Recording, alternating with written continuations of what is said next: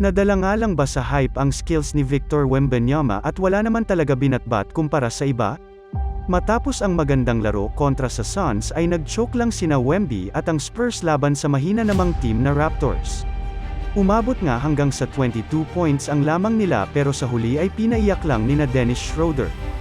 Kung napakadominante kasi ng Spurs sa first half ay nabakya naman sila sa sunod na kalahati at overtime. Si Wembanyama nga rin na hinahype na best prospect ever ay 4 points lang ang na-score sa second half kumpara sa 12 niya sa nauna.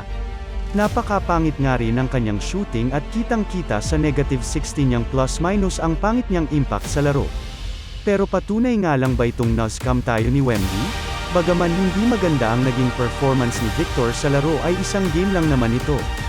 Pinakita na nga niya na kaya niyang makipagsabayan kahit pa sa NBA champion na si Kevin Durant sa one-on-one. Sa pangit niyang ang laro ngayon ay aasahang babawi ito sa next nilang laban at magpapakita kung bakit madami ang nagbibigay sa kanya ng title na Future GOAT. Pero sa tingin mo pa rin ba bust si Victor Wembanyama?